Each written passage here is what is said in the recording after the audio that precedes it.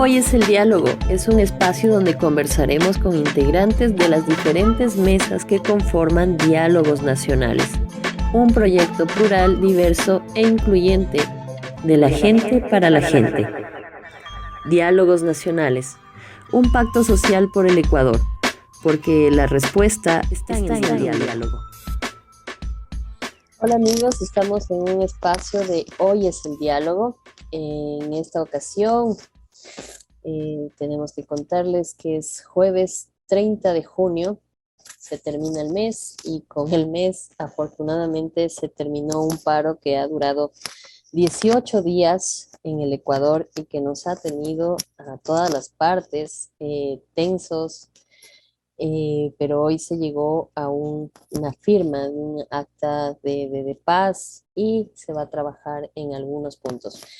Para hablarnos sobre este diálogo y todo lo que implica el diálogo y lo que ha sido también un trabajo que ha estado llevando Fundación Esquel en este contexto de que se dé un diálogo entre la CONAIE y el gobierno, está el director ejecutivo de Fundación Esquel, Humberto Salazar. Bienvenido, Humberto. Para nosotros es un gusto contar con tu opinión, tu visión.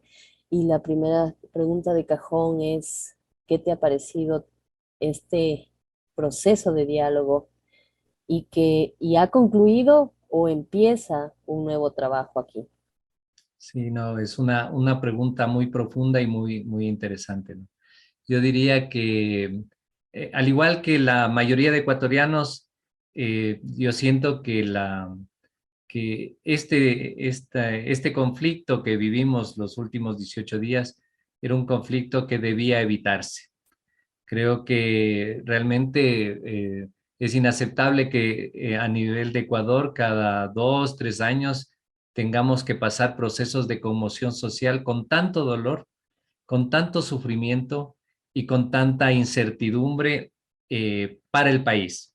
Eso demuestra que en el Ecuador lamentablemente no sabemos dialogar, no tenemos mecanismos claros para poder resolver las diferencias y también demuestra que existe ya desde una problemática del Estado una serie de necesidades de los sectores más vulnerables que han sido postergadas por décadas y que cada cierto tiempo esas postergaciones derivan en una frustración tal que las poblaciones encuentran como vía la protesta social que es legítima, pero también encuentran como vía la violencia para poder poner de manifiesto sus legítimas aspiraciones. Y eso un país no puede permitirse. Esa es mi opinión sobre el tema, digamos, ¿no?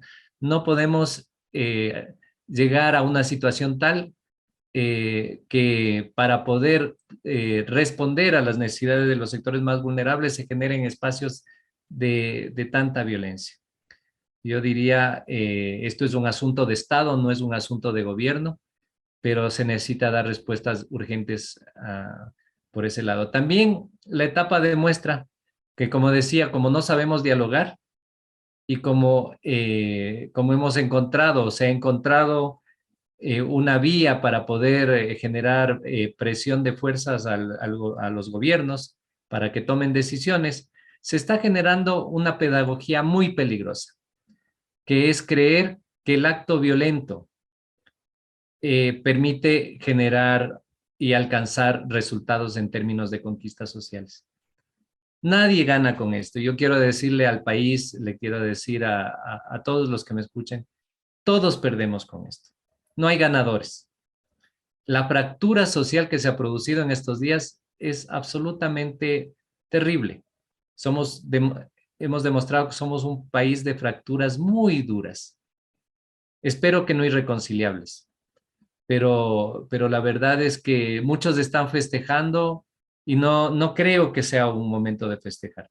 Creo que es un momento de entender que necesitamos trabajar con una visión país sobre la base de intereses nacionales y atender las necesidades de los sectores vulnerables y populares, pero también tenemos que entender que la violencia no es el método para alcanzar nada, nada que sea absolutamente sostenible en el tiempo.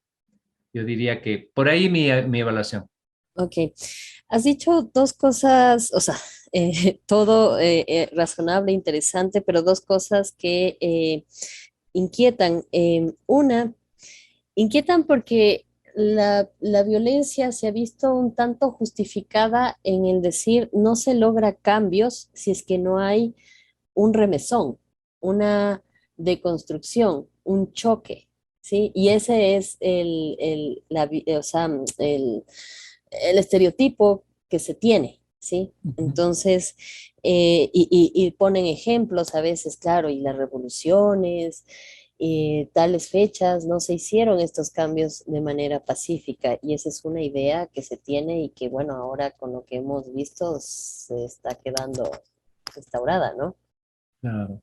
Sí, yo te diría que frente a eso, las revoluciones eh, no logran sostenerse cuando esas revoluciones no parten de un acto consciente de las sociedades de transformación de sí mismas.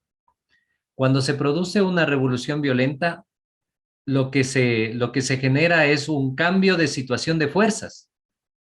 Es una fuerza la que determina una transformación a propósito de una sociedad que no ha entendido todavía que requiere ir hacia una transformación. Y entonces ahí las prácticas, que son las que verdaderamente sostienen la cultura de un pueblo, esas son casi, no han sido tocadas. Por ejemplo, puede haber una conquista social en términos de decir vamos a obtener tal o cual beneficio de esta protesta, ¿no? Pero lo que no se ha topado es el racismo. Y el racismo es estructural. Y ese va a seguir ahí. Y sobre eso no se ha hecho nada. Se ha profundizado el racismo. Se Muy ha marcado. profundizado las tesis sobre el racismo. Entonces, por darte un ejemplo, no se ha superado el machismo. El machismo sigue ahí. Y las mujeres siguen siendo, digamos, sujetas a actos de discriminación e inequidad profunda en el Ecuador. Tampoco se ha superado grandes problemas estructurales que están en la base, digamos, de por qué una población no alcanza a generar una mejora de calidad de vida. La desnutrición crónica infantil que afecta al 30% de la población de niños en el Ecuador de 0 a 2 años sigue ahí.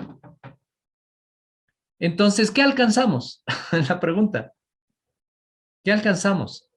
No hemos alcanzado o se ha alcanzado algunos beneficios de corto plazo, pero no hemos topado absolutamente el fondo del problema, que es la grave inequidad que existe y sobre la cual no se ha pensado, no se ha trabajado, no se ha discutido sobre soluciones. Estamos discutiendo sobre las soluciones de coyuntura.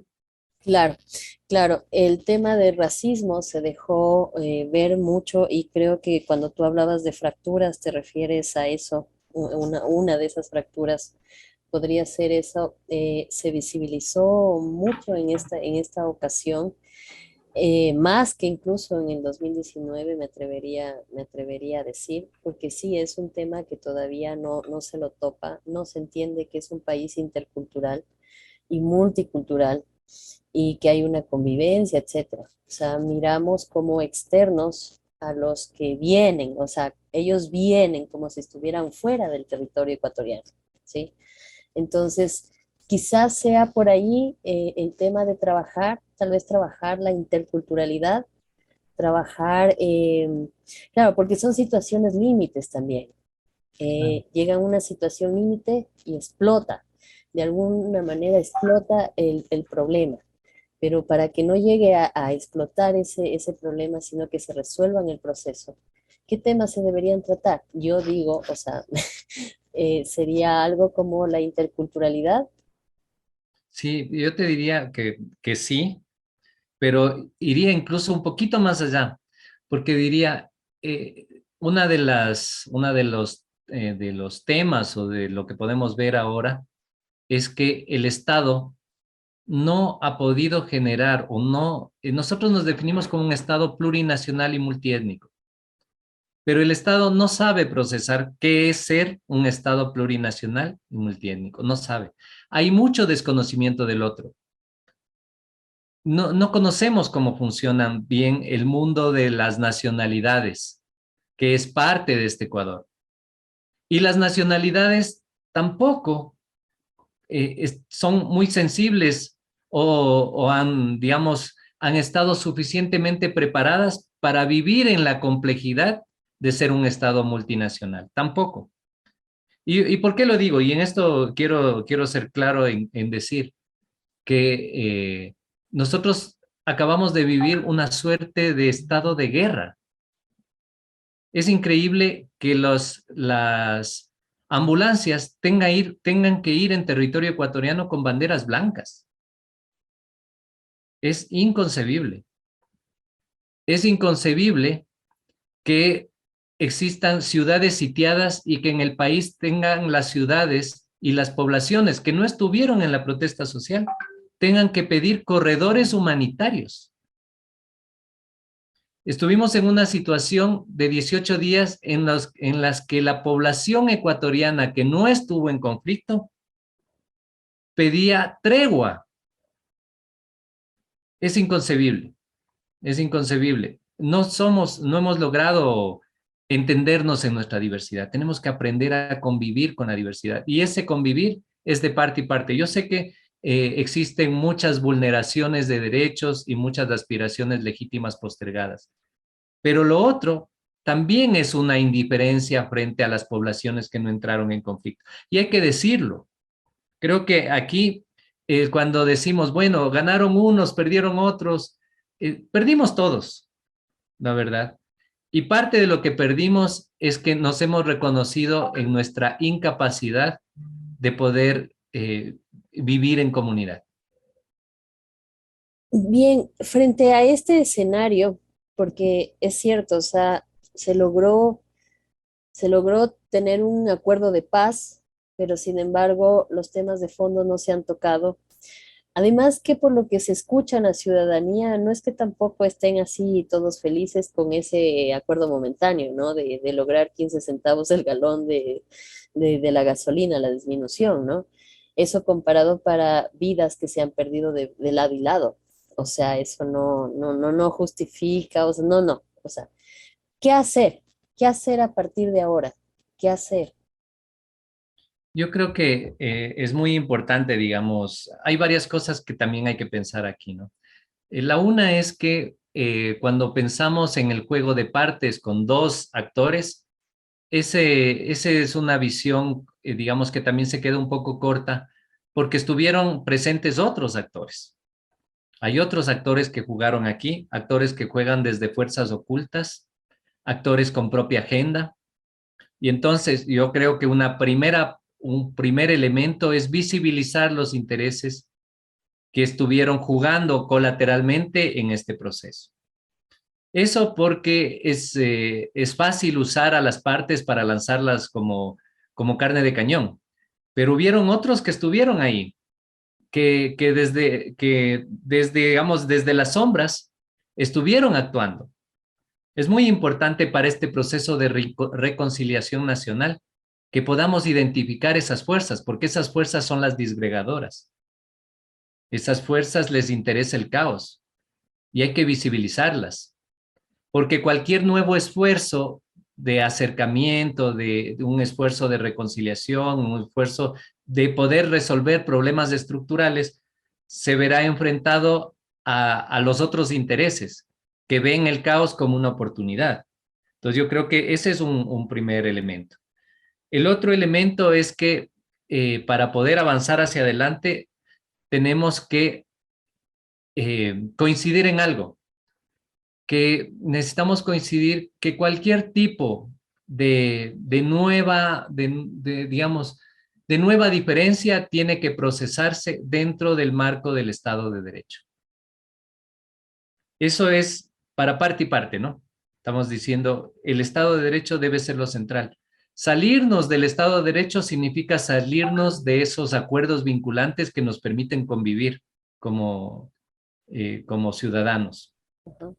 ¿no? Y entonces ese es un tema que es muy importante decirlo. Y lo otro es que debemos avanzar a ese cambio y transformación de estructuras que implica no solo visiones en el corto plazo, sino unos trayectos en el largo plazo, que implica escoger temas, escoger esos grandes elementos de agenda país que nos permitan trabajar en unidad. Yo diría, esa selección debe estar determinada por aquellos elementos que sean prioritarios a la vida, que tengan un modelo de desarrollo centrado en la vida. Entonces tenemos que ir hacia allá. Entonces, si la desnutrición crónica infantil para mí, por ejemplo, es algo que está centrado en la vida, hay que lanzarse a una proyección de 40 años, 50 años, los años que necesitemos trabajar, más allá de la ideología. Porque esa es otra cosa que no podemos trabajar en el largo plazo si seguimos siendo egoístas en el sentido de no, de solo remitirnos a lo que mi ideología dice sobre algo. Tenemos que ir más allá del posicionamiento ideológico para avanzar hacia un posicionamiento país. Sin ser partidarios y que esté más allá del gobierno de turno para que nos Eso. sirva como una política pública de Estado para los Claro, sectores. por ejemplo, yo te hablaba de desnutrición crónica infantil, pero hay otras cosas que se tienen que ver. Por ejemplo, este mismo pacto que empieza a surgir ahora de empezar a trabajar por la reconversión de la ruralidad para que la calidad de vida y el bienestar llegue a toda la población ecuatoriana independientemente del lugar de residencia. Entonces, ahí hay una segunda vertiente. Y así tendremos que encontrar cosas, pero yo diría tres o cuatro, pero que nadie la pueda topar, que sean compromisos de Estado, verdaderos compromisos de Estado, ¿no? Que el siguiente gobierno ni sospeche ni tenga en su mente la posibilidad de transformar. Claro, eso sí sería un verdadero avance y una acción concreta para solucionar un problema latente, ¿no? Ahora tú hablabas de otros actores en este escenario y tienes toda la razón que no hemos visibilizado. Los dos actores principales están identificados, pero hay otros que también han alargado esta agonía, 18 días. ¿Quiénes son esos actores? No sé si los puedas mencionar. Sí, yo diría, verás, muchos están en la esfera política, muchos. Solo comento algo. Estuvimos cerca de 3 meses asistiendo a unos debates en asamblea donde la gran discusión era si se quedaba o no se quedaba la presidenta del Congreso. Mientras la agenda de la gente, de la población era cómo dar respuesta a los temas de seguridad y cómo dar respuesta a los temas de la reactivación económica. Es decir, mientras la esfera política tiene su esfera de discusión en unos temas, la población y la sociedad, con su agenda, que es una agenda sistémica, tiene otras preocupaciones. Y entonces, mientras haya un distanciamiento de la esfera política de las necesidades de atención de la ciudadanía, siempre estaremos, digamos, en este tipo de circunstancias de falta de escucha de los gobiernos a las poblaciones. Entonces yo digo, bastante responsabilidad tienen aquí todos los que entraron en el juego de la desestabilización del Estado. Yo diría, bastante responsabilidad tienen con esto. Y no porque no se pueda usar los argumentos del Estado para poder resolver casos o no, o sea, la revocatoria del mandato, la muerte cruzada, todo lo que está ahí es legal, tiene legitimidad, se puede y se debe usar en los momentos adecuados, pero claro, cuando eso se usa en el marco de procesos de crisis como la nuestra, no ayuda a resolver la crisis, sino ahonda los conflictos. Y entonces ahí yo veo que hay, y sin decirte uno u otro, sino decir, mira, aquí hay una desconexión de la esfera política de los intereses de la ciudadanía. Eso nos lleva más allá de la coyuntura. nos lleva a entender el tema en el proceso de origen. Entonces creo que ahí hay un tema de fondo, ¿no? Ahí hay un factor desestabilizador, no de ahora, ¿no? Sí, sí, eso es, y no tiene que ver con el gobierno, ojo, no es una defensa al gobierno, es una defensa a la institucionalidad que nos permite avanzar, nos permite como país ir hacia adelante.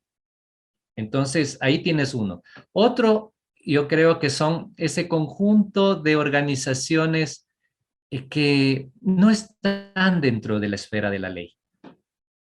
Yo creo que hay mucho de estos actores que han jugado también, que juegan también, y que, claro, los vamos observando. Y a todos nos apena la situación del país y nos atemoriza. Y el país se nos está yendo de las manos por esos actores. O sea, es indudable que estos actores también juegan en esta etapa de crisis. No es que se quedan al margen, algo hacen De hecho, por acción o por omisión, ¿no? Entonces, y así. Ahí te dije dos, digamos, de las fuerzas ocultas que yo creo. Hay otros que generan los procesos porque actúan de forma errática dentro, sean en uno y otro bando. Estos irracionalismos, estas irresponsabilidades que en ciertos casos derivan en 6 muertes. Ahí están otros actores que no se los ve, pero que están dentro de las filas de cada quien. sí. Ahora, después de pasar esta situación límite, porque sí, ha habido mucha tensión y ya la ciudadanía estaba viendo como que aquí se iba a armar una guerra civil. Después de esto, ¿qué trabajo se debería hacer desde organizaciones? No sé, tal vez el mismo gobierno, las mismas, el mismo organizaciones sociales e indígenas. Yo creo que, por ejemplo, aquí hay que entender que el momento da cuenta no de un escenario de diálogo, sino de un escenario de negociación. Es muy diferente. No estamos en un proceso de diálogo. Ese punto de reconocimiento de partida es muy valioso. No nos encontramos en un escenario de diálogo, estamos en un escenario de negociación. Lo que hay que aspirar es que en este escenario de negociación eh, prime el equilibrio y la voluntad de las partes para no desbaratar el país. Porque si en 3 meses no se logran generar los acuerdos que cada parte espera, sería terrible volver a una situación como la de hoy. Y entonces eso significa un acto de responsabilidad histórica de las partes, de que están obligados a llegar a acuerdos y que esos acuerdos deben estar en línea con los intereses del país. Y el principal interés del país es el interés de su gente. ¿Y cuál es ese interés? Es tener una calidad de vida adecuada, es poder trabajar en el sentido no de los que ya tienen trabajo, es de los que ya tienen trabajo, pero también de los que aspiran a tener trabajo, ¿no es cierto? Porque el trabajo es ingreso y el ingreso es la posibilidad de dar sostén a las familias. Es la posibilidad de poder vivir en un país en paz. ¿Cuántos de los que estaban digamos, en situaciones de aislamiento en las ciudades, en Ambato, en Cuenca o en otros lados, no estarían pensando, oye, me encantaría vivir, ¿por qué me quedé y no migré? ¿Por qué no me fui a Estados Unidos? ¿Por qué no me fui a Europa? A donde sea. No, ¿por qué no me fui a, no sé, a cualquier lugar donde tenga la capacidad de vivir en paz? La paz es un bien público y ese hay que preservarlo, es un bien público. Un bien público que además tiene unos costos tremendos para el país. Imagínense todo lo que ahorraríamos si no tuviéramos los niveles de inseguridad, perdón, que tenemos. ¿No es cierto? Entonces, todo lo que gasta la gente en en cuidarse, en tener que subirse un taxi porque no puede caminar con la computadora, digamos, en tener alarmas dentro de las casas, en estar en lugares cerrados. Cámaras, etcétera. rejas, pagar guardias, Solo ahí, alicuotas. claro, pagar los guardias y en el costo que tiene no poder salir a una heladería o salir a un restaurante en la noche a tomarse un café y compartir con alguien. Ese costo es impagable. Eso no tiene, es como la propaganda de la tarjeta de crédito, aquella que dice que todo lo demás es, para todo lo demás está el dinero, pero para esto no tiene precio. El estar en un café con un amigo una noche y poder salir tranquilo a la casa no tiene precio. Claro, claro. Bien, muchísimas gracias, Humberto. Bueno, te decimos Beto de cariño. Sí, gracias. eh, por tu participación y este pequeño análisis muy lúcido que nos has dado. Parecería que el trabajo recién empieza, más que ha terminado, sino que esto recién empieza. Sí, no solo un mensaje final, decir a todos los que nos escuchan que este es el momento de trabajar en función del país.